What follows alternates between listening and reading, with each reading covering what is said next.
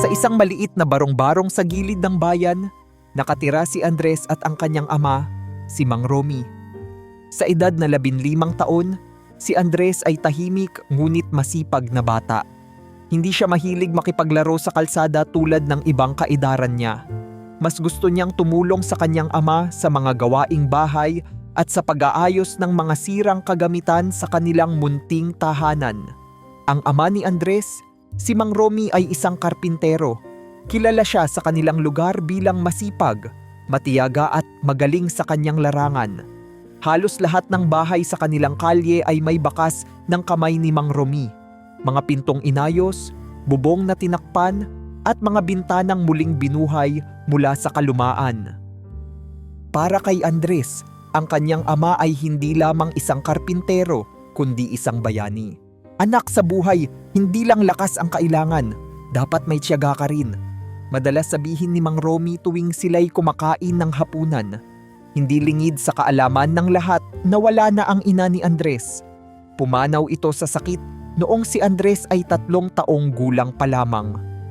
Hindi man lubos maalala ni Andres ang mukha ng kanyang ina, nararamdaman niya ang kawalan sa tuwing makikita ang ibang bata na kasama ang kanilang mga ina. Ngunit kahit ganoon, hindi niya naramdaman ang kakulangan dahil binuhos ng kanyang ama ang lahat ng pagmamahal at atensyon sa kanya. Bawat gabi bago matulog, may espesyal na sandali ang mag-ama. Minsan habang nakahiga sa banig, magkasama nilang binibilang ang mga bituin sa langit mula sa butas ng kanilang bubong.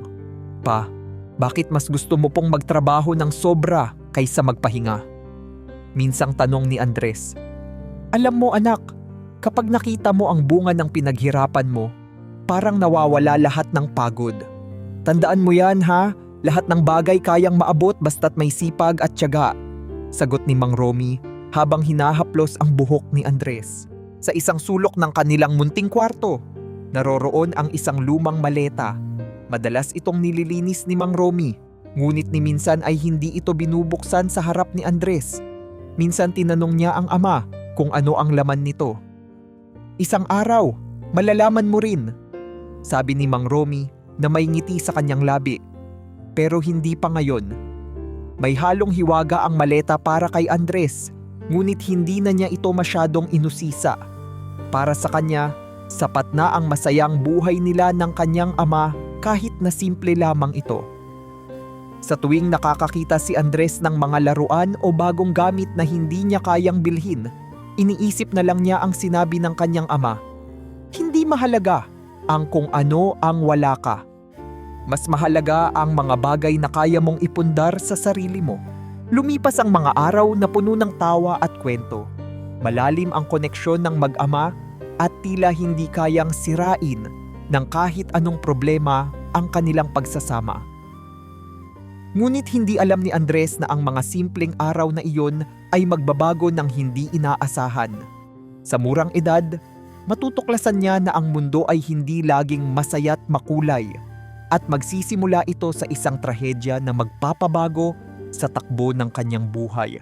Isang umaga, nagmamadaling nagpaalam si Mang Romy kay Andres. Katulad ng dati, maaga itong pumasok sa trabaho sa konstruksyon. Sa likod ng ngiti ni Mang Romy, may bahid ng pagod mula sa magdamag na paggawa. Ngunit hindi ito naging dahilan para hindi niya yakapin ang kanyang anak bago umalis. Mag-ingat ka pa, paalala ni Andres habang sinusundan ng tingin ang papalayong anyo ng kanyang ama. Hindi niya alam na iyon na pala ang huling pagkakataong makikita niya ito ng buhay. Ilang oras ang lumipas nang marinig ni Andres ang ingay sa labas ng kanilang bahay. Naroon ang ilang kapitbahay, nagbubulungan tila may masamang balita.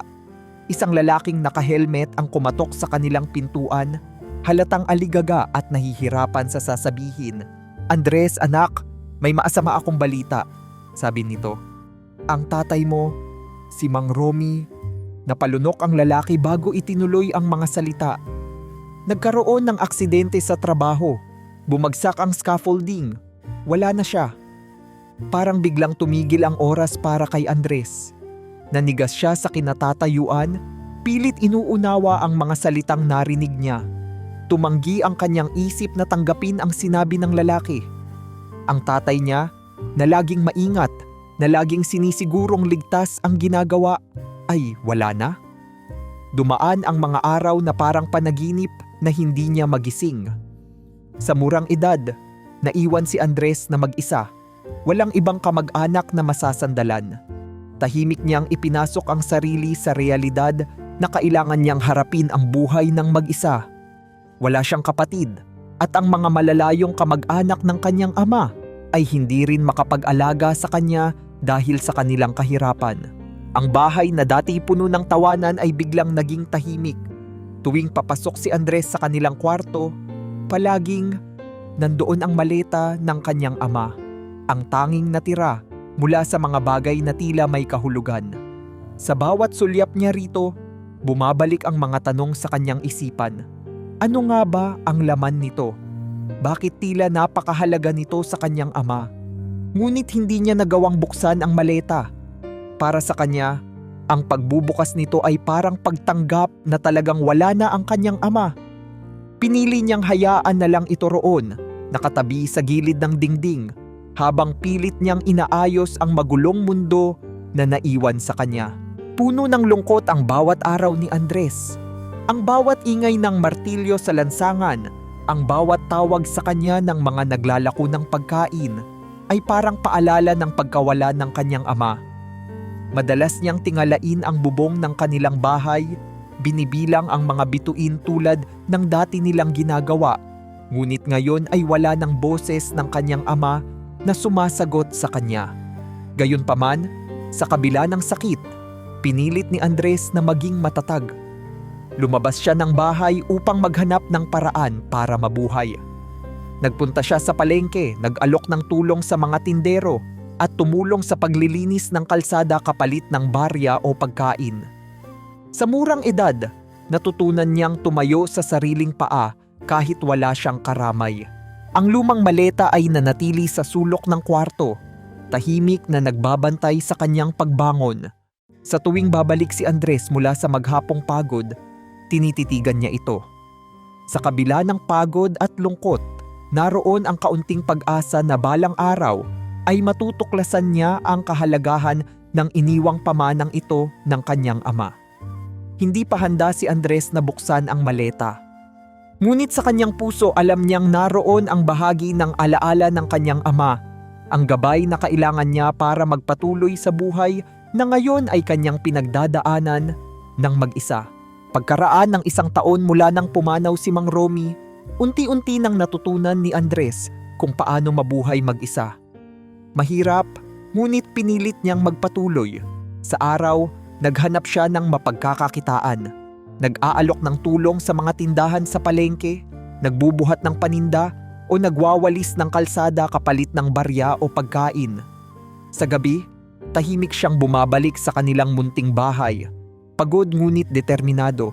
Isang gabi habang nagpapahinga si Andres sa kanilang bahay, isang hindi inaasahang sakuna ang naganap. Nakatulog siya habang isang kandila ang naiwan niyang nakasindi sa may mesa. Sa kalagitnaan ng gabi, nagising siya sa makapal na usok na bumalot sa buong bahay. Puno ng takot ang kanyang dibdib nang makita niyang nilalamon na ng apoy ang kanilang dingding at mabilis na kumakalat ang apoy sa kisame. "Andres, tumakbo ka!" Boses ni Mang Romy ang tila narinig niya sa kanyang isipan. Bagamat alam niyang wala na ang kanyang ama, agad niyang tinakpan ang ilong gamit ang punit na tela. Pilit na sinisilip ang paligid upang mailigtas ang kahit anong mahalagang gamit. Sa gitna ng kaguluhan, ang unang pumasok sa kanyang isip ay ang maleta ng kanyang tatay. Napatingin siya sa sulok ng kwarto sa kinalalagyan nito at agad niyang kinuha ito. Mahigpit niyang hinawakan ang lumang maleta habang tumatakbo palabas ng nagliliyab na bahay. Tumulo ang luha niya habang pinapanood ang apoy na tuluyang nilamon ang lahat ng natitira sa kanyang tahanan. Mga piraso ng kahapon na nagbigay sa kanya ng kaunting seguridad at alaala ng kanyang ama. Nang sumapit ang umaga, naroon si Andres sa gilid ng kalsada. Hawak ang maleta habang pinagmamasdan ang abo ng dati nilang tahanan. Ang simpleng bahay na itinayo ng kanyang ama mula sa sariling pawis at tiyaga ay nawala na rin, tulad ng lahat ng bagay na mahalaga sa kanya. Napuno ng lungkot ang kanyang puso. Para bang unti-unti siyang nawawalan ng anumang bagay na maaaring masandalan. Walang natira sa kanya kundi ang maleta ng kanyang tatay. Isang bagay na kahit hindi pa niya alam ang laman ay alam niyang mahalaga. Pilit niyang kinumbinsi ang sarili na ang maletang iyon ang magsisilbing paalala ng lahat ng itinuro ng kanyang ama. Sa kanyang isip, naalala niya ang madalas sabihin ni Mang Romy, "Laging may pag-asa." Ngunit ang bigat ng sitwasyon ay hindi maitatanggi. Wala nang bubong na masisilungan si Andres at wala rin siyang pera upang muling magtayo ng bahay. Napilitang iwan ni Andres ang lugar na iyon, dala-dala ang maleta habang naglalakad sa mga kalsada, walang tiyak na patutunguhan. Tumira siya sa lansangan, natutulog sa mga bangketa o sa ilalim ng mga tulay, kinakain, kung anuman ang mahanap niya. Minsan ay naiisip niyang sumuko na, ngunit ang pangako ng kanyang ama ang patuloy na nagpapaalala sa kanya na huwag sumuko. Habang tinatanaw ang bituin isang gabi, naalala ni Andres ang sinabi ng kanyang tatay noong sila'y magkasama pa. "Anak, hindi madali ang buhay, pero kung magpapatuloy ka, makakakita ka ng liwanag sa dulo ng dilim." Pinanghawakan niya ang mga salitang yon, kahit na parang imposible ang liwanag sa gitna ng kanyang madilim na kalagayan. Sa gitna ng trahedya, may maliit na boses sa kanyang puso na nagsasabing huwag siyang tumigil. Ang lumang maleta ay naging simbolo ng kanyang pagpupursige. Isang paalala na kahit gaano kahirap ang buhay, palaging may dahilan para magpatuloy. Sa kanyang kalooban, nag-ugat ang isang munting inspirasyon. Kung nakayanan ng kanyang ama ang hirap ng buhay para sa kanya, kaya niya rin itong lampasan para sa sarili niya. Bagamat hindi pa malinaw ang kanyang landas, naging matibay ang kanyang desisyon. Hindi siya magpapatalo sa kahit anumang trahedya. Sa malalim niyang puso, alam niyang isang araw, ang lahat ng kanyang paghihirap ay may patutunguhan. Pagkatapos ng sunog na sumira sa tanging tahanan ni Andres, natagpuan niya ang sarili sa mga lansangan ng bayan. Isang murang kaluluwang nagtangkang magpatuloy sa buhay sa kabila ng kawalan. Ang lansangan ay naging kanyang bagong tahanan at ang mundo ay tila nagbago para sa kanya. Dati, ang kalsada ay isang daanan lang papunta sa palengke o sa eskwelahan. Ngayon, ito ang kanyang higaan, ang kanyang kusina at ang kanyang mundo. Sa umaga, gumagala si Andres sa mga kalye, naghahanap ng kahit anong trabaho para kumita ng kaunting barya. Napansin niya ang mga truck na nagkakolekta ng basura at sa desperasyon, nagdesisyon siyang sumama sa mga basurero upang maghanap ng mga bagay na maaaring ibenta. Hindi madali ang trabaho. Kinailangan niyang magbabad sa init ng araw at maghalo ng lakas at tiyaga para makahanap ng kaunting mapapakinabangan mula sa tambak ng basura. Ngunit para kay Andres, ito ang tanging paraan upang mabuhay. Sa bawat plastik na bote o piraso ng metal na napupulot niya, naiisip niya ang mga aral ng kanyang tatay. Ang bawat hakbang niya ay may kasamang alaala ni Mang Romy, ang kanyang mga ngiti, at ang mga salitang madalas nitong sinasabi, "Walang mahirap sa taong masipag at matiyaga." Sa kabila ng kanyang kalagayan, ang alaala ng kanyang ama ang nagsilbing liwanag sa kanyang mga madilim na gabi. Isang hapon habang namamahinga sa lilim ng puno sa gilid ng kalsada, may isang matandang pulubi na lumapit kay Andres. Ang matanda ay payat, sunog sa araw ang balat, at halatang pinagdaanan na rin ang hirap ng buhay. "Bata, anong ginagawa mo rito? Bakit parang pasan mo ang mundo?" Tanong ng matanda habang naupo sa tabi niya. "Wala na akong magulang, wala akong bahay, wala akong kahit ano," sagot ni Andres nang may lungkot sa kanyang boses. "Hindi ko alam kung paano pa ako magpapatuloy." Ngumiti ang matanda, at sa kabila ng kanyang kalagayan, tila may kakaibang kalma at karunungan sa kanyang mga mata. "Bata, Ako rin, nawalan ng lahat. Pero natutunan ko na hindi mo kailangang hawakan ang lahat ng bagay para maging buo. Ang tiyaga mo, ang sipag mo, iyan ang magdadala sa iyo sa kung saan mo gustong makarating. Napaisip si Andres sa sinabi ng matanda. Ang payo nito ay tila isang paalala ng mga aral na itinuro ng kanyang ama noon. Tumango siya bilang pasasalamat at nang muling tumayo ang matanda, binigyan siya nito ng isang piraso ng tinapay mula sa bulsa nito. Pasasaan ba, bata? Tandaan mo, ang liwanag ay laging nasa dulo ng madilim na kalsada. Dagdag pa ng matanda bago ito tuluyang umalis. Sa gabing iyon, habang nakahiga sa malamig na bangketa, mahigpit na niyakap ni Andres ang maletang matagal na niyang bitbit. Hindi niya pa rin alam ang laman nito. Ngunit sa kanyang puso, nararamdaman niyang may mahalagang mensahe na iniwan ang kanyang ama sa kanya. Sa bawat araw na dumaan, nagsimula siyang mag-ipon ng lakas ng loob upang harapin ang kanyang mga problema. Alam niyang hindi niya maaaring hayaang manatili na lang siya sa lansangan. Lumipas ang 4 na taon mula nang mawala ang lahat kay Andres. Ang kanyang ama, ang kanilang tahanan, at ang simpleng buhay na dati niyang nakagisnan. Sa edad na 19, si Andres ay patuloy pa ring nakikibaka sa hamon ng lansangan. Kahit paunti-unti siyang natutong tumayo sa sarili niyang mga paa, nanatili ang bigat ng kanyang mga alaala, lalo na ang tungkol sa kanyang ama. Isang maaliwalas na hapon, nakaupo si Andres sa ilalim ng isang malaking puno sa gilid ng isang tahimik na parke. Sa kanyang tabi ay naroon ang lumang maleta na bitbit niya mula noong mamatay ang kanyang ama. Sa loob ng 4 na taon, hindi niya magawang buksan ito. Hindi dahil sa takot, kundi dahil sa pakiramdam na ang maletang iyon ang huling koneksyon niya sa kanyang ama. At ang pagbubukas nito ay parang pagtatapos sa kanilang kwento. Ngunit ngayon, parang may kakaibang lakas na nagtutulak sa kanya. Hinawakan niya ang maleta at habang nilalapit ito sa kanyang kandungan, naramdaman niya ang bigat nito, hindi lang pisikal, kundi pati na rin ang bigat ng mga alaala at damdaming nakapaloob dito. Malalim siyang huminga, tinitigan ito ng matagal, at sa wakas binuksan niya ang lumang maleta. Unang tumambad kay Andres ang mga lumang litrato nila ng kanyang ama. Isa-isa niya itong kinuha at maingat na tiningnan. Ang ilan ay mga larawan noong bata pa siya. May litrato silang magkasama habang inaayos ng kanyang ama ang isang sirang upuan.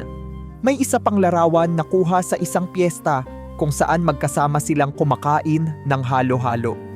Habang tinititigan ni Andres ang bawat imahe, bumalik ang magagandang alaala ng kanyang kabataan, ang tawanan, ang pagmamahal, at ang mga aral na iniwan ng kanyang ama.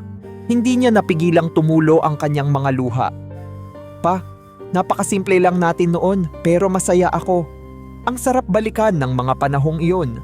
Mahina niyang sabi habang hinahawakan ang isa sa mga larawan. Sa ilalim ng mga litrato, natagpuan niya ang isang nakatuping papel, isang liham.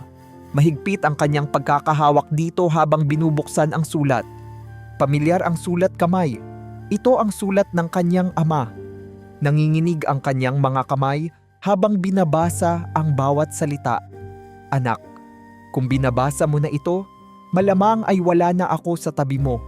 Pasensya na kung hindi ko naihanda ang sarili ko para masamahan ka sa lahat ng laban ng buhay. Pero gusto kong malaman mo na kahit wala na ako, mahal na mahal kita. Lahat ng ginagawa ko ay para sa iyo at alam kong kaya mong harapin ang mundo kahit mag-isa. Anak, nasa maleta ring ito ang munting pamana ko para sa iyong kinabukasan. Hindi ito kayamanan, pero ito ang naipon ko mula sa lahat ng hirap at tiyaga ko sa trabaho. Gamitin mo ito ng tama at ipagpatuloy mo ang lahat ng mga pangarap mo. Huwag kang mawawalan ng pag-asa. Lagi mong tandaan, kahit anong mangyari, andito lang ako sa puso mo. Mahal kita, tatay. Hawak ang liham, tuluyang bumuhos ang luha ni Andres. Ang mga simpleng salitang iyon ay tila muling binuhay ang presensya ng kanyang ama. Mahigpit niyang niyakap ang sulat, parang naramdaman niya ang yakap ng kanyang ama mula sa nakaraan. Sa ilalim ng liham ay may isang malaking envelope na nakasil. Binuksan ito ni Andres at tumambad sa kanya ang tumpok ng mga papel na pera. Nagulat siya sa kanyang nakita, 1,000,000 piso, nakatago at inipon ng kanyang ama mula sa mga taon ng pagtatrabaho bilang karpintero. Napuno si Andres ng emosyon, halo-halong saya, lungkot at pasasalamat. Ang bawat barya, bawat hirap na tiniis ng kanyang ama ay narito sa kanyang mga kamay. Iniwang buo at buo ang intensyon. Ngunit sa halip na magpakalunod sa emosyon, nagdesisyon si Andres na gamitin ito ng tama. Pangako, hindi ko sasayangin ito. Gagamitin ko ito para sa kinabukasan ko, tulad ng sinabi mo. Mahina niyang sabi habang mariing hawak ang pera at liham. Sa sandaling iyon, naramdaman niya ang bagong lakas at layunin. Sa kabila ng lahat ng hirap at sakripisyo, binigyan siya ng kanyang ama ng isang pagkakataong bumangon. Bangon muli. Isa itong panibagong simula, hindi lamang para sa kanya, kundi para sa pangarap na nais nilang magkasamang maabot noon pa man. Matapos ang emosyonal na pagbubukas ng maleta, nagkaroon si Andres ng malinaw na layunin sa kanyang isipan. Gamitin ang perang iniwan ng kanyang ama upang tuparin ang pangarap na magpatuloy sa buhay. Nang matiyak niyang ligtas ang pera, nagsimula siyang maghanap ng paraan kung paano ito gagamitin ng tama. Alam niyang hindi sapat ang pera upang magpahinga sa hirap. Kailangan niyang mag-invest sa sarili upang magkaroon ng mas matibay na kinabukasan. Sa tulong ng ilang impormasyon mula sa mga kakilala sa lansangan, nalaman ni Andres ang tungkol sa isang vocational school na nag-aalok ng kursong welding at karpinterya. Agad siyang nag-enroll gamit ang bahagi ng perang iniwan ng kanyang ama. Ang desisyon na ito ay hindi lamang para sa sarili niya. Ito ay parang pag-abot sa pangarap na sinimulan ng kanyang ama, ang lumikha ng mga bagay mula sa hirap at tiyaga. Sa unang araw ng klase, nakaramdam si Andres ng kaba. Karamihan sa mga estudyante ay mas bata kaysa sa kanya at may kaalaman na sa larangan. Pero hindi siya nagpadaig sa kaba. Sa halip, ginamit niya ang inspirasyon mula sa kanyang ama upang maging mas masigasig. Naging mabilis siyang matuto, lalo na sa mga praktikal na aspeto ng kurso. Ang mga araw niya ay puno ng pagtutok sa mga makina, bakal at kahoy. Sa bawat proyekto ramdam niya ang koneksyon sa kanyang ama. Parang kasama niya si Mang Romy habang hinuhubog niya ang kanyang mga gawa. Hindi nagtagal, napansin ng kanyang mga guro ang kanyang dedikasyon. Andres, may kakaiba sa'yo. Hindi lang basta talento ang meron ka, kundi puso. Madalas sabihin ng isa sa kanyang mga instruktor, sa kabila ng pagkakaroon ng pera mula sa maleta, hindi naging magastos si Andres. Alam niyang kailangang tumagal ang pera, kaya't nagsimula siyang maghanap ng part-time na trabaho. Napasok siya bilang helper sa isang welding shop tuwing gabi. Sa kabila ng pagod mula sa pag-aaral sa umaga, hindi niya alintana ang hirap. Sa bawat oras na gumagawa siya ng bakal o tumutulong sa shop, ramdam niya ang kahalagahan ng kanyang pinaghihirapan.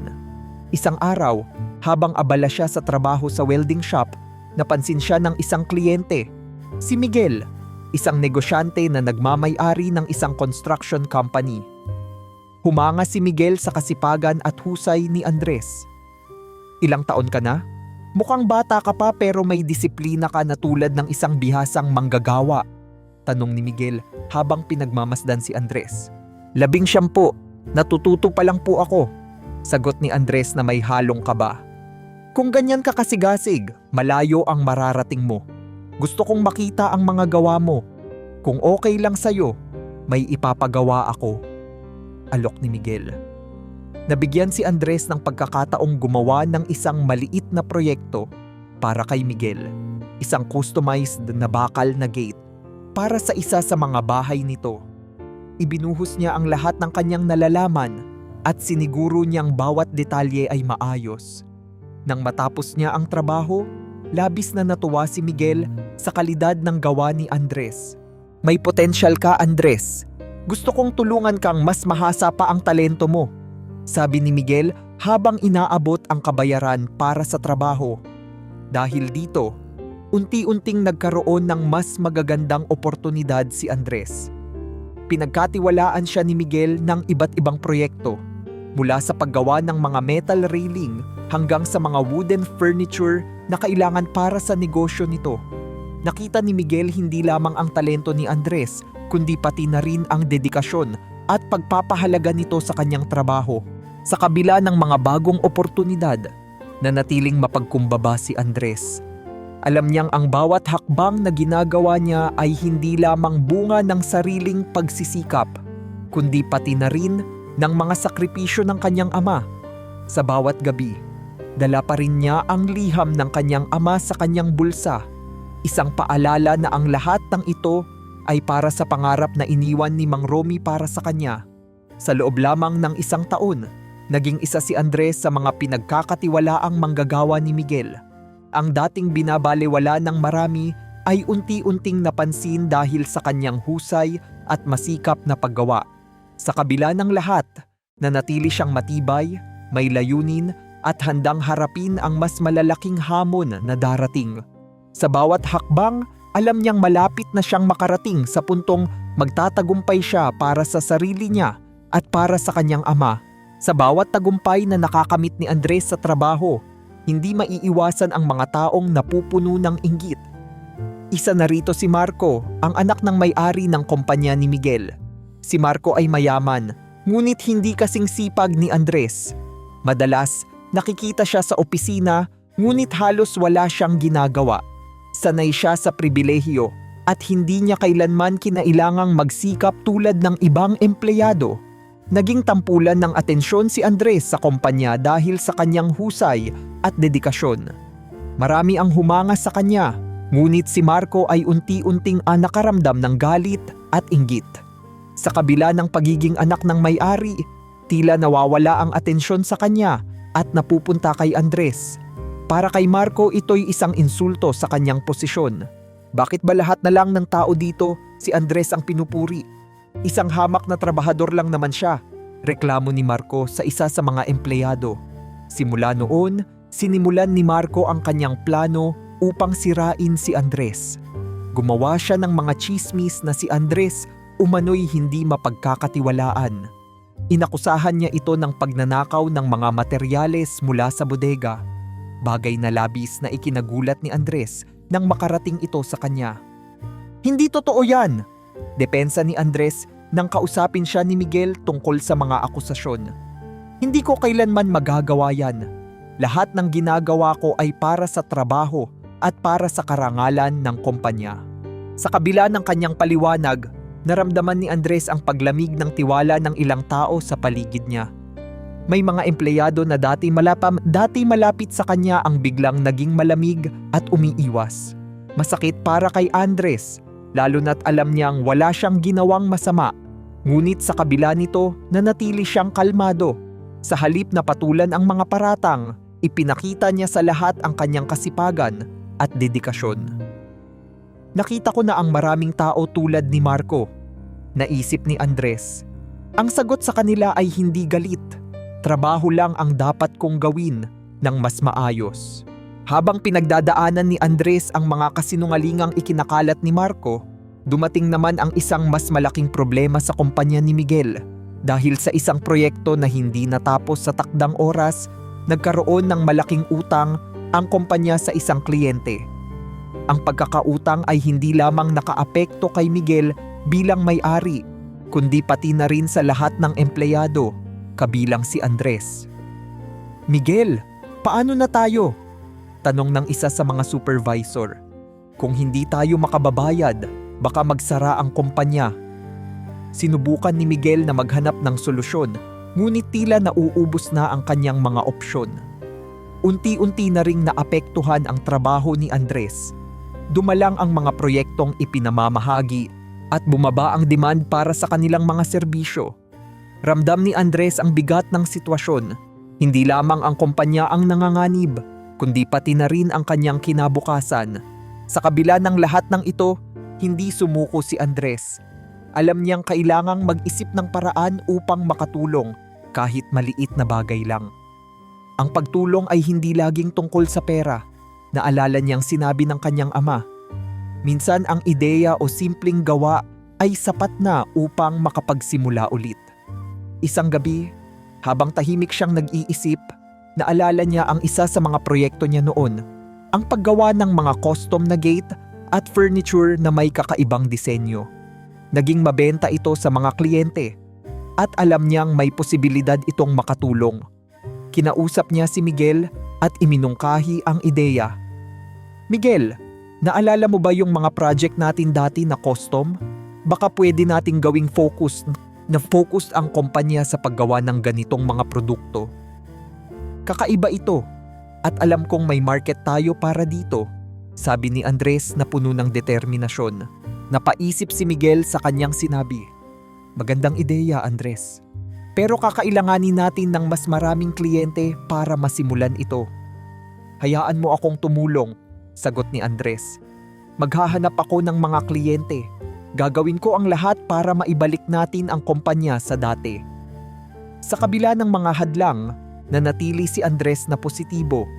Naglakad siya sa iba't ibang lugar, nagbahay-bahay, at nag-alok ng kanilang serbisyo. Kahit napakahirap, hindi siya tumigil. Alam niyang ang tagumpay ng kumpanya ay hindi lamang para kay Miguel, kundi para rin sa lahat ng empleyado at sa kanya mismo. Sa kabila ng mga pagsubok, pinatunayan ni Andres na hindi ang mga paratang o problema ang magpapabagsak sa kanya. Sa halip, ito ang naging dahilan upang lalo siyang magpursige. Habang patuloy na ginagampanan ni Andres ang kanyang tungkulin bilang isa sa mga pinagkakatiwalaang manggagawa ni Miguel, hindi niya inakala na isang mas malaking problema ang matutuklasan niya. Sa araw-araw niyang pagtulong sa negosyo, madalas siyang pinagkakatiwalaan ni Miguel sa pag-aayos ng mga papeles at dokumento ng kumpanya. Isang araw, habang nagre-review siya ng mga papeles sa opisina ni Miguel, napansin niya ang ilang hindi maipaliwanag na mga transaksyon. Ang mga numero ay tila hindi tugma sa sinasabi ng kumpanya. May mga record ng malalaking deposito na hindi nagmumula sa kanilang mga proyekto. Ang mas kinagulat niya, ang mga pangalan ng ilang kliyente ay tila pamilyar. Mga taong kilala sa masamang reputasyon sa kanilang bayan. Sa una, binaliwala niya ito. Iniisip na maaaring may paliwanag si Miguel. Ngunit habang mas sinisiyasat niya ang mga papeles, naging malinaw na ang pera na nagtatag ng negosyo ni Miguel ay nanggaling mula sa mga iligal na aktibidad. Ang mundong matagal nang sinisikap buuin ni Andres ay tila biglang nabasag. Ang kumpanyang pinagpaguran niya, ang pinarangalan niya ng kanyang talento at oras ay may madilim na pinagmulan. Agad siyang napaisip kung paano niya haharapin ang ganitong sitwasyon. Sa isang banda, mahalaga sa kanya ang kumpanyang tumulong sa kanya para makabangon.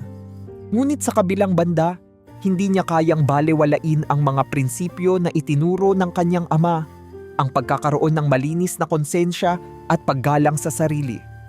Sa kalagitnaan ng kanyang pag-iisip, biglang dumating si Marco. Nakita ni Marco na may hawak si Andres na mga dokumento. Mukhang marami kang natuklasan, Andres, sabi ni Marco na may bahid ng panunuya sa boses. Pero alam mo, hindi mo kailangan itong gawing komplikado. Napatingin si Andres kay Marco, halatang alam nito ang nangyayari. Lumapit si Marco sa kanya at may inilabas na sobre mula sa bulsa nito. Alam ko na iniisip mong gawin ang tama, sabi ni Marco habang inilalagay ang sobre sa mesa. Pero bakit mo pa kailangang guluhin ang lahat? Eto, kunin mo to. Sabihin nating, ito na ang parte mo sa negosyo, kapalit ng iyong katahimikan. Nag-init ang dugo ni Andres sa narinig. Parang bumalik lahat ng mga kasinungalingang ikinakalat ni Marco laban sa kanya. Ngayon, narito ito. Hayagang sinusubukang suhulan siya. Pinagmasdan niya ang sobre. Halatang puno ito ng pera. Ngunit hindi iyon ang mahalaga sa kanya. Sa halip, naramdaman niya ang bigat ng responsibilidad sa kanyang mga balikat. Alam niyang nasa kanya ang kapangyarihang itama ang mali, ngunit kapalit nito ang posibilidad na mawala ang lahat ng kanyang pinaghirapan. Sa gabing iyon, naglakad si Andres pauwi. Hawak ang mga papeles na natuklasan niya. Nang makarating siya sa kanyang kwarto, inilabas niya ang sulat ng kanyang ama mula sa maleta. Binasa niya ito muli, umaasang makakahanap ng lakas sa mga salita nito. Anak, tandaan mo, ang dignidad ay hindi nabibili. Sa harap ng tukso, piliin mong gumawa ng tama kahit mahirap. Habang binabasa ang liham, naramdaman ni Andres ang presensya ng kanyang ama, ang mga aral nito na nagsilbing gabay niya sa bawat hakbang sa buhay. Tumitig siya sa mga papeles at napagdesisyunang ilantad ang katotohanan. Alam niyang ang desisyong ito ay maaaring magdulot ng malaking epekto sa kanya, ngunit mas natatakot siya sa ideyang mabubuhay siya ng hindi tapat sa kanyang mga prinsipyo. Hindi ako magiging tulad nila, bulong ni Andres sa sarili.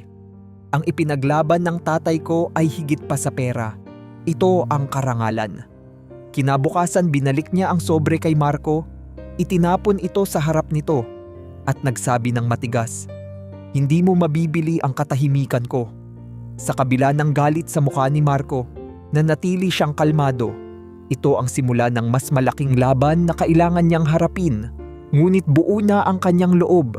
Handa na siyang ipaglaban ang tama kahit ano pa ang maging kapalit nito. Sa buong magdamag, hindi makatulog si Andres habang pinag-iisipan ang bigat ng desisyong kanyang ginawa. Ang mga papeles na hawak niya ay katibayan ng lihim na pinagmulan ng negosyo ni Miguel. Isang bagay na maaaring magdulot ng malaking pagbabago sa kumpanya, sa mga empleyado, at maging sa kanyang buhay. Alam niyang walang madaling daan sa landas na pinili niya, ngunit buo ang kanyang loob na gawin ang tama.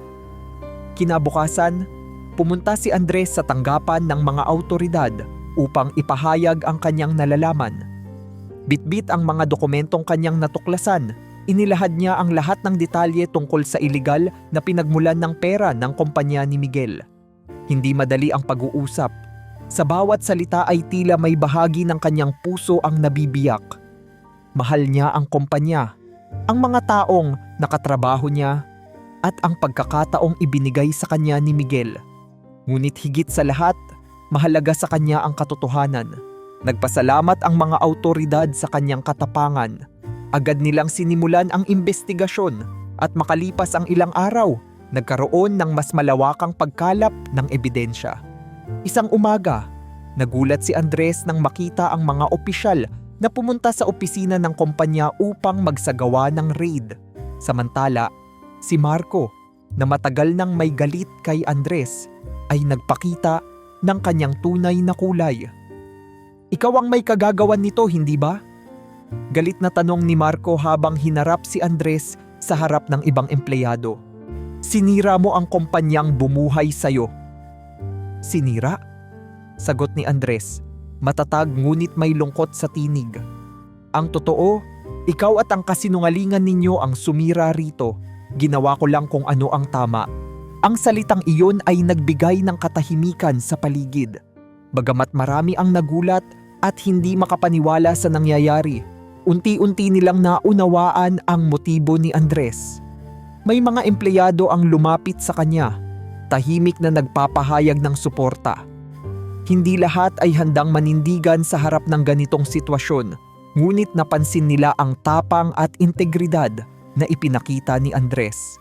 Dahil sa nangyaring raid, natuklasan ng mga awtoridad ang iba pang ebidensya na nag-uugnay kay Marco sa iligal na gawain. Nahuli si Marco sa investigasyon at napatunayang siya mismo ang tumulong sa pagtatago ng mga pinagmulan ng pera ng kanilang negosyo.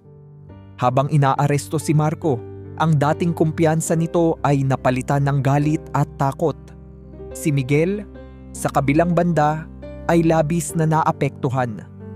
Bagamat hindi malinaw kung gaano kalalim ang kanyang kaalaman sa iligal na gawain, naging malinaw na napabayaan niya ang negosyo at ang kanyang mga tauhan dahil sa pagtitiwala sa maling tao. Dahil sa kanyang desisyon na ilantad ang katotohanan, nawalan ng trabaho si Andres. Ang kumpanya ay unti-unting nawalan ng operasyon dahil sa mga kasong isinampa laban dito. Sa kabila ng pagkawala ng kanyang trabaho, hindi siya nagreklamo. Alam niya ang kahihinatnan ng kanyang ginawa, ngunit pinili niyang manatiling tapat sa kanyang prinsipyo. Ang tapang na ipinakita ni Andres ay hindi nagdaan ng walang pansin. Ang balita tungkol sa kanyang katapatan ay umabot sa ilang mga tao sa komunidad, kabilang ang isang ahensya ng gobyerno na tumutok sa paglikha ng mga oportunidad para sa mahuhusay na manggagawa. Isang araw, natanggap ni Andres ang tawag mula sa ahensyang ito. "Andres, nalaman namin ang ginawa mo," sabi ng nasa kabilang linya. "Hinahangaan namin ang iyong integridad at nais ka naming bigyan ng pagkakataon. Kailangan namin ng isang tulad mo, masipag, may prinsipyo at tapat sa trabaho. May bukas na posisyon sa aming opisina at gusto naming ikaw ang mag-fill nito." Napuno ng pasasalamat si Andres sa bagong oportunidad na dumating sa kanya. Bagamat mahirap ang kanyang pinagdaanan, ramdam niyang may bunga ang bawat sakripisyo na kanyang ginawa. Ang alok mula sa gobyerno ay hindi lamang isang trabaho.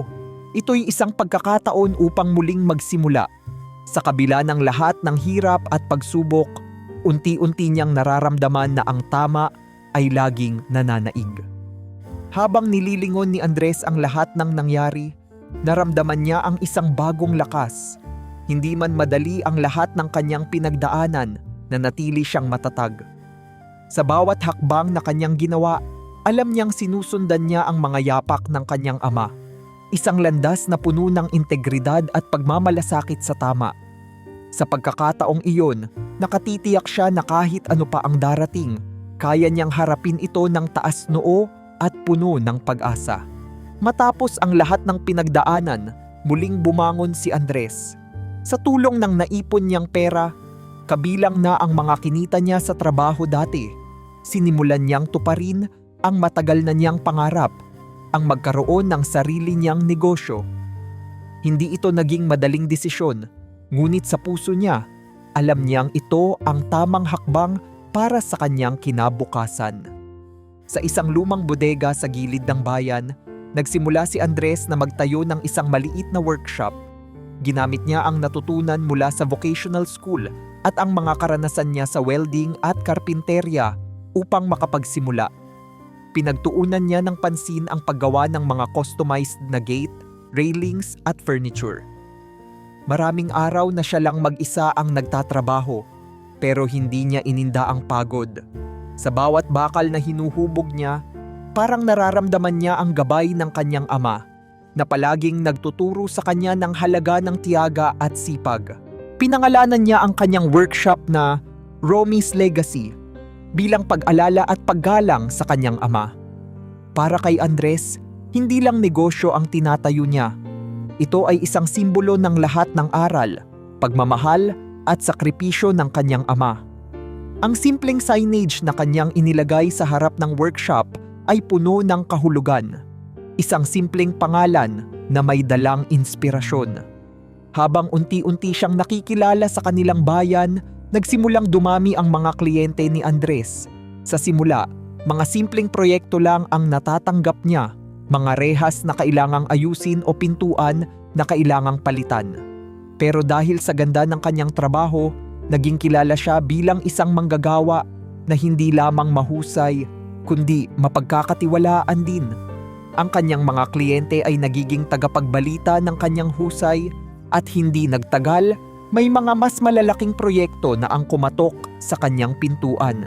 Sa kabila ng kanyang abala, hindi nakalimutan ni Andres ang mga taong nangangailangan ng tulong. Isang araw, habang naglalakad siya pauwi, may nakita siyang isang grupo ng mga batang lansangan na naglalaro sa gilid ng kalsada. Napansin niyang isa sa mga ito ay nagmamasid sa kanya at sa mga gamit niyang dala. Nakita niya ang sarili niya sa batang ito. Walang kasiguraduhan sa buhay ngunit puno ng pag-asa. Agad niyang kinausap ang bata at nalaman niyang nagugutom ito at naghahanap ng trabaho. Kung gusto mong matuto at handa kang magsikap, maaari kang tumulong sa workshop ko, alok ni Andres. Hindi nagtagal, hindi lang isa kundi ilang mga bata pa ang nagsimulang magtrabaho sa kanya. Tinuruan niya ang mga ito ng mga simpleng gawain, tulad ng pagbabalat ng mga bakal, paglilinis ng workshop, at iba pang trabaho na kayang gawin ng mga bata. Unti-unti, hindi lamang negosyo ang itinayo ni Andres, kundi pati na rin isang lugar na nagbibigay ng pag-asa sa mga taong nangangailangan ng bagong simula.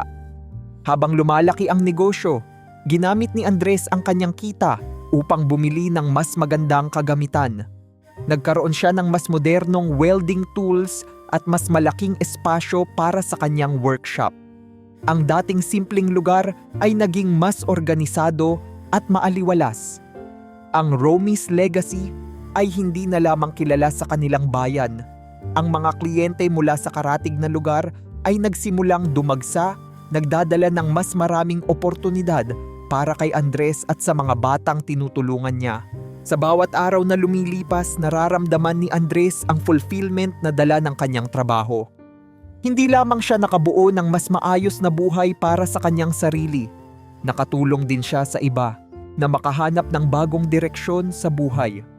Sa bawat proyektong natatapos, parang muling binubuhay ni Andres ang diwa ng kanyang ama, ang karpintero na naghubog sa kanya bilang isang matatag at marangal na tao. Isang araw, habang nakaupo si Andres sa harap ng workshop, tinitingnan niya ang malaking signage ng Romy's Legacy. Napangiti siya habang naalala ang lahat ng hirap at sakit na kanyang pinagdaanan. Ang workshop ay hindi lamang isang negosyo para sa kanya. Ito ang bunga ng lahat ng sakripisyo at pagmamahal ng kanyang ama na ngayon ay nagiging pag-asa para sa iba. Sa puso ni Andres, alam niyang nagsisimula pa lamang ang kanyang kwento. Ngunit sa bawat hakbang na ginagawa niya, siguradong kasama niya ang alaala ng kanyang ama. Isang gabay na palaging magsisilbing ilaw sa landas na kanyang tinatahak. Sa edad na 25, si Andres ay isa ng matagumpay na negosyante. Ang workshop na sinimulan niya sa maliit na espasyo ay ngayon ay isa ng kinikilala sa kanilang bayan bilang isa sa mga pinakamaaasahan pagdating sa welding at karpinterya.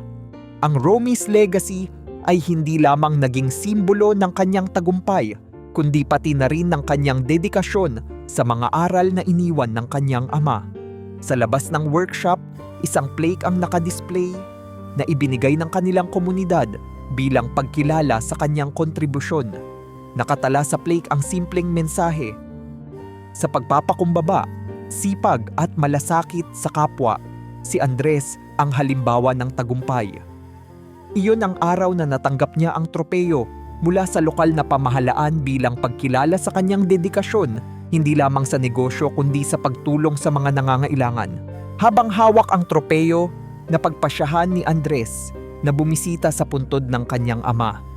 Dumaan siya sa tahimik na sementeryo, dala ang tropeyo at isang simpleng bouquet ng mga bulaklak. Nang makarating siya sa puntod, tahimik siyang naupo sa tabi nito. Inilapag ang tropeyo sa gilid at inabot ang bulaklak sa ibabaw ng lapida na may pangalang Romy Delgado. "Pa, ito na ako ngayon," sabi niya ng marahan. Pilit na pinipigilan ang pagbuhos ng kanyang emosyon. "Lahat ng ito dahil sa'yo. Lahat ng hirap at sakripisyo mo, hindi na sayang. Salamat pa sa mga aral na iniwan mo sa akin." Sa pag-upo niya roon, bumalik sa kanya ang lahat ng alaala.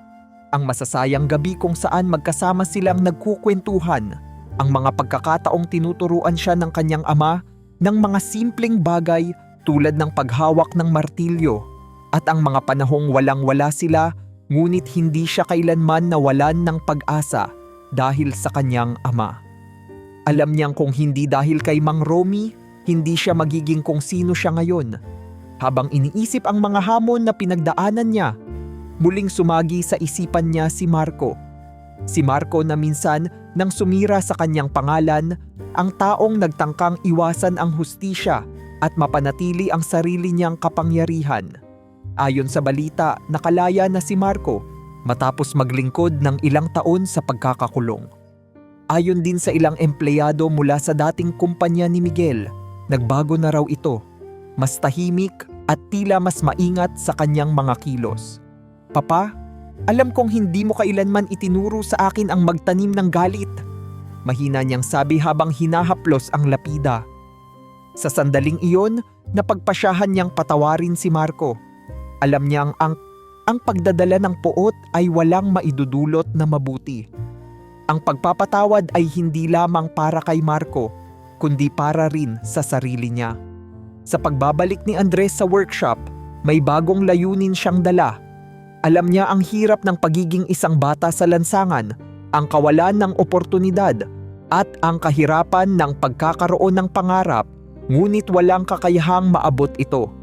Kaya't nagdesisyon siyang magbigay ng scholarship para sa mga batang mahihirap sa pamamagitan ng kita ng kanyang negosyo.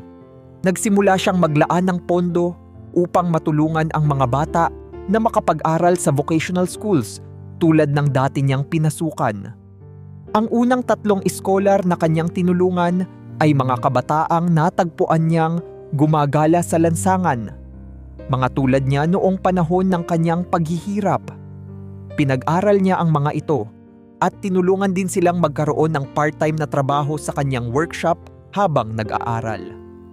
Hindi ko lang gustong magbigay ng pag-asa, sabi niya sa kanyang mga tauhan.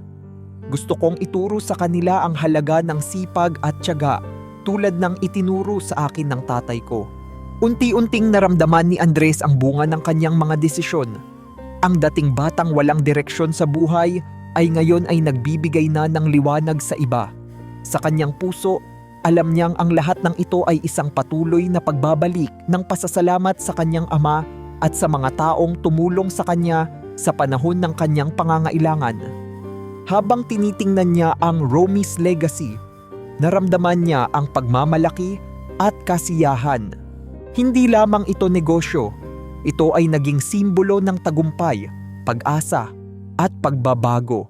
Hindi lamang para sa kanya kundi para sa mga taong nangangailangan ng bagong simula. Sa kanyang puso, alam niyang ito ang pinakamahusay na paraan upang maipakita ang pagmamahal niya sa kanyang ama at sa mundo. Ilang buwan matapos magbukas ni Andres ng scholarship program para sa mga batang mahihirap, isang hindi inaasahang bisita ang dumating sa kanyang workshop. Habang abala si Andres sa pag-inspeksyon ng isang bagong proyekto, napansin niya ang isang pamilyar na anyo na nakatayo sa may pasukan, si Marco. Nakita niya ang pagbabagong nangyari kay Marco. Ang dati nitong aroganteng postura ay napalitan ng kababaang loob. Wala na ang dating mapanuyang ngiti. Ang tanging makikita sa mukha nito ay pagsisisi. Huminga ng malalim si Marco bago nagsalita. "Andres," panimula ni Marco. Tila hirap ang bawat salitang binibitawan. "Alam kong wala akong karapatang humarap sa'yo, pero nandito ako para humingi ng tawad." Natigilan si Andres. Hindi niya inaasahan ang sandaling ito. Napakaraming beses niyang inisip kung paano niya haharapin si Marco kung sakaling magkita sila muli. Ngunit ngayong narito na ito, ang galit na dati niyang naramdaman ay tila nawala na. "Lahat ng nangyari noon, lahat ng sakit na idinulot ko sa'yo," patuloy ni Marco. "Pagsisisihan ko habang buhay. Nakulong ako, Andres, pero higit pa sa rehas. Nakakulong ako sa konsensya ko. Alam kong hindi sapat ang sorry, pero nais kong magsimula ulit. Nais kong baguhin ang sarili ko." Tahimik si Andres habang tinitingnan si Marco. Naalala niya ang kanyang ama, ang mga aral nitong laging umiikot sa pagpapatawad at pagbigay ng pagkakataon sa mga taong nais magbago. Huminga siya ng malalim, tumingin ng diretso kay Marco at sinabi, "Pinapatawad na kita." Nagulat si Marco sa sagot ni Andres. Ang inaasahan niya ay galit o pagtanggi. Ngunit sa halip, natanggap niya ang kabutihang hindi niya inaasahan. "Kung talagang nais mong magbago," dagdag ni Andres, "may puwang para sa iyo rito. Ang workshop na ito ay para sa mga taong handang magsikap at magpatuloy. Kung handa kang matutunan ang halaga ng sipag at tiyaga, pwede kang magtrabaho rito." Halos hindi makapagsalita si Marco sa gulat at pasasalamat. Pumayag siyang magsimula bilang isang simpleng trabahador sa workshop ni Andres. Sa mga unang buwan, nakita ni Andres ang pagsisikap ni Marco na magbago. Natutunan nitong magpakumbaba, makinig at magtrabaho ng patas. Unti-unti, nabuo ang tiwala sa pagitan nilang dalawa. Habang nagiging maayos ang relasyon nilang dalawa, nagsimula namang mapansin ni Andres ang presensya ng isang babaeng guro na madalas pumunta sa kanilang workshop. Si Clara, isang guro sa lokal na paaralan, ay madalas humiling ng customized na mga gamit para sa eskwela tulad ng mga mesa at upuan.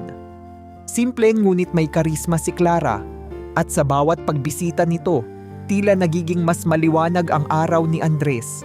Nagsimula silang mag-usap ng mas madalas. Habang pinag-uusapan ang proyekto sa paaralan, natuklasan ni Andres na pareho sila ng layunin, ang makatulong sa iba. Naging inspirasyon si Clara para kay Andres na lalo pang palaguin ang kanyang negosyo, hindi lang para sa sarili, kundi para sa komunidad na kanilang ginagalawan. Alam mo, Andres, minsang sabi ni Clara habang sinusuri ang bagong gawa ni Andres na mesa, hindi lang trabaho ang binibigay mo rito. Nagbibigay ka ng pag-asa. Sana mas marami ka pang matulungan. Ang mga salitang iyon ay tumatak kay Andres. Sa mga susunod na buwan, mas naging malapit sila ni Clara. Sa kanilang mga usapan, hindi lamang tungkol sa negosyo ang pinag-uusapan nila, kundi pati ang kanilang mga pangarap sa buhay. Samantala, patuloy na pinatunayan ni Marco ang kanyang sarili. Hindi lamang siya naging masipag na trabahador, kundi nagsimula rin siyang magbigay ng mga ideya para sa pagpapalago ng negosyo. Andres, napansin ko na may demand para sa mga portable furniture. Baka pwede nating subukan ang ganitong produkto. Suhestyon ni Marco isang araw. Nakita ni Andres ang potensyal sa ideya ni Marco at sinimulan nilang subukan ito. Sa paglipas ng panahon, naging matagumpay ang bagong linya ng produkto nila. Dahil dito, nagkaroon ng mas malaking kita ang workshop na nagbigay daan upang mas marami pang tao ang kanilang matulungan. Dahil sa tagumpay ng kanilang negosyo, nagdesisyon si Andres na gawing opisyal ang partnership nila ni Marco. Bagamat nagsimula si Marco bilang trabahador, naipakita niya ang kanyang dedikasyon at kakayahan.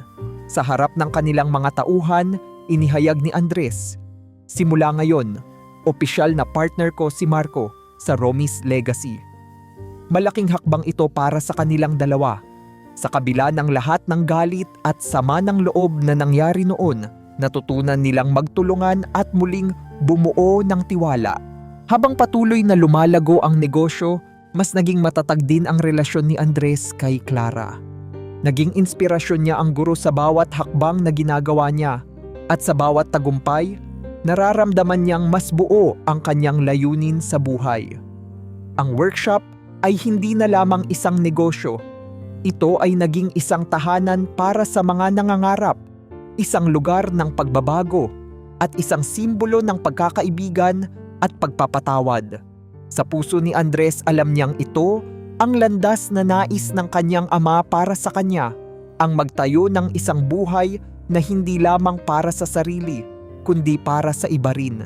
Sa edad na 30, si Andres ay nasa rurok ng kanyang tagumpay, hindi lamang sa negosyo, kundi pati sa kanyang personal na buhay. Ang Romy's Legacy ay isa ng kilalang pangalan sa kanilang komunidad, hindi lang dahil sa kalidad ng mga produktong gawa nila, kundi dahil din sa kanilang malasakit sa mga nangangailangan. Sa bawat sulok ng bayan, maririnig ang mga kwento ng mga taong natulungan ni Andres at ng kanyang workshop. Sa loob ng mga taon, ang relasyon ni Andres kay Clara ay naging mas malalim at mas makahulugan. Hindi lamang si Clara ang kanyang inspirasyon, kundi ang kanyang katuwang sa bawat hakbang ng buhay. Ang pagkakapareho nila ng layunin, ang pagtulong at pagbibigay pag-asa sa iba, ay nagdala sa kanila sa isang mas matibay na samahan. Kaya't sa isang araw na puno ng araw at ngiti, sa harap ng kanilang pamilya, mga kaibigan, at mga empleyado ng Romy's Legacy, nagpalitan sila ng pangako sa harap ng altar. Ang simpleng seremonya ay naging patunay ng lahat ng kanilang pinagdaanan at tagumpay. "Ikaw ang dahilan kung bakit ako hindi sumuko," sabi ni Andres kay Clara habang inaabot ang kanyang kamay sa seremonya. Ikaw rin, sagot ni Clara na may ngiti sa labi. Magkasama nating bubuo ng mas marami pang pangarap, hindi lang para sa atin, kundi para sa iba. Ang kasal nila ay hindi lamang isang selebrasyon ng kanilang pagmamahalan, kundi pati na rin ng inspirasyong dala nila sa kanilang komunidad. Sa gabing iyon, napuno ng tawanan at kwentuhan ang simpleng handaan. Si Marco, na ngayon ay malapit ng kaibigan ni Andres, ay nagbigay ng maikling mensahe. Hindi ko inakala na ang dating kaaway ko ang magtuturo sa akin ng kahulugan ng buhay. Salamat Andres, sa pagpapatawad at sa pagbibigay ng bagong simula. Sa sumunod na mga taon, naging mas kilala ang Romy's Legacy, hindi lamang bilang workshop, kundi bilang isang institusyong tumutulong sa mga nangangailangan.